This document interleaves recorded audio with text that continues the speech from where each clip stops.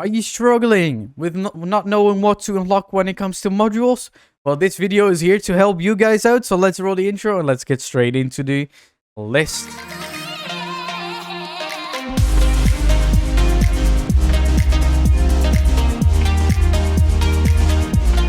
What is going on, guys? Welcome back to another video. In today's video, we're going to go over all the different modules, what they do and where you can use them for, and my honest opinion, what to unlock first and what to unlock last. So let's roll the intro and let's get straight into it. So the first one on the list is, of course, the energy module. One of my personal favorite modules and one I should always recommend locking first. It sets you back 150 CPU and 15,000 robo ranking, which basically means you get placed into tier 3. It has a health of 123,750. Jesus Christ, that's a mouthful. It has a mass of 450, like all the specs will be shown on the screen as well. It restores 6,275 energy, and it has a cooldown of 30 seconds, which basically means if you shoot, it restores your energy when it's low, so you can keep on firing. That's what it does. When it comes to railguns, you basically, or mega railguns, you shoot like 4 shots and you have no energy. If it even is 4 shots. I think it's 3 out of the top of my head. And then using the power module, you get 2 extra shots, which may give you the extra hand in their gunfight. So is this a recommendation? Yes, it is. Why? It's very user-friendly or noob-friendly. And it is a very powerful early game module. The downside is, when it comes to competitive play, you rarely see the use. Why? Because most of the time, when you play a tournament, it's either 3v3, 2v2, or anything like that. You're better off using, for example, a disc module. But sometimes you could use an energy module, but that's something you should coordinate with your team. But is this a recommendation for the average player? Yes, it is. And competitive player, yeah, depending on what your team wants. If your team needs it, yes. If it doesn't, don't.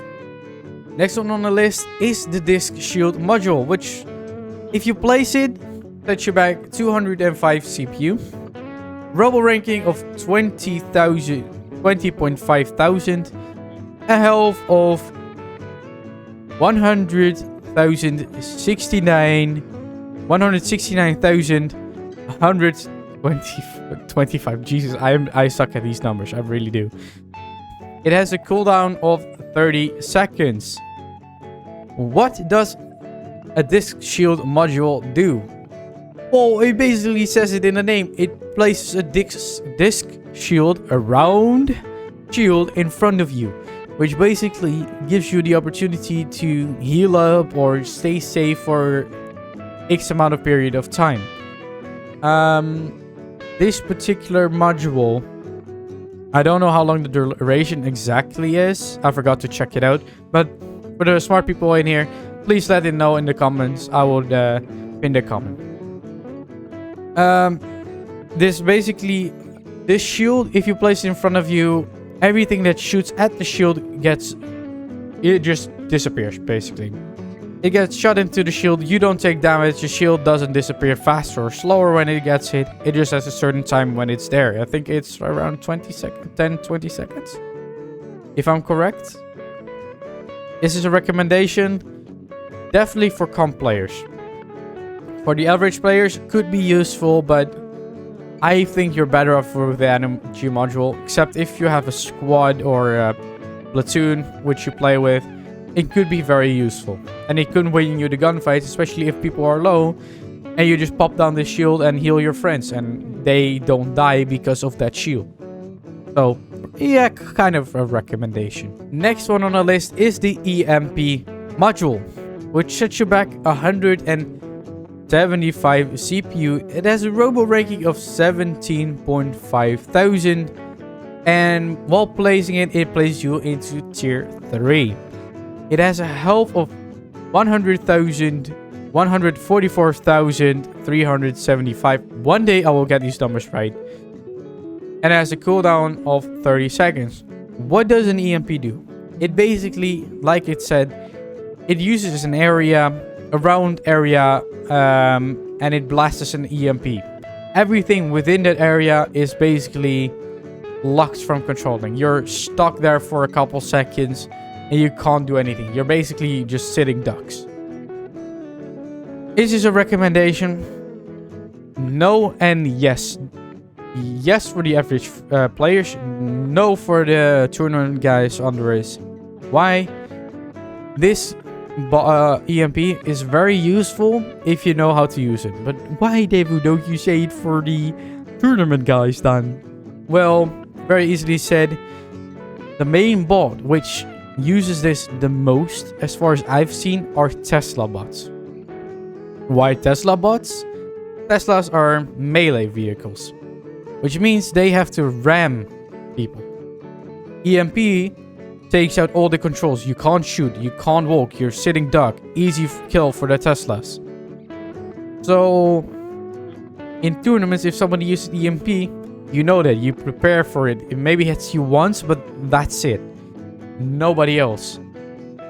And you're prepared for it. And you know how to... It's easy to get out of if you know how to get out of it. So, it is not the first recommendation I would do. If you're a Tesla maniac, I would definitely try this one out. The next one on the list is the Widowmaker or Window Maker. I do not know. Let me know in the comments. Is it Widowmaker or Window Maker? It sets you back 100 CPU and a robo ranking of 10,000. It has a...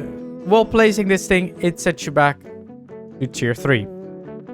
It has a robo or health of 130,000 and a cooldown of 20 seconds. What does this thing do? I hear you ask. Well, let me tell you guys. This thing reveals the enemy positions. Basically, you know when you ping on the map, right? Or anything like that. If for people that don't know, it's a hotkey. You can check it in your controls. I don't know what it is for me. I changed it. I forgot what I changed it to. Basically, what it does, it reveals the enemy's position. Well, like you do when you use that ping. Is this thing useful? Not really. Would I recommend this? No. I've so far not seen a single good use out of this thing, or then that could have lost us the round if we had this or didn't have this. We would have won, right? None of those scenarios I ever had. For newer players, it could be useful, but by the time you have enough points to unlock this, you're not a new player and you kind of know everything already. You know the maps, etc. You don't really need it. So, totally not a recommendation. The only thing I would recommend it for is for art purposes. But that's me. I always see art and stuff. The next one on the list is the Blink module. My personal favorite when it comes to memeing. It sets you back 200 CPU. It has a robo ranking of 20,000. And you get placed into tier 3. Like basically all the modules. It has a health of 165,000. And a cooldown of 25 seconds. And what does the Blink module do? I hear you ask again. That's why you're here probably. The Blink module is there so you can get away fast. It basically blinks. You get it? Blink. It blinks you like a couple miles away. So basically, let's say you're at block 1. And 30 blocks further, you're there.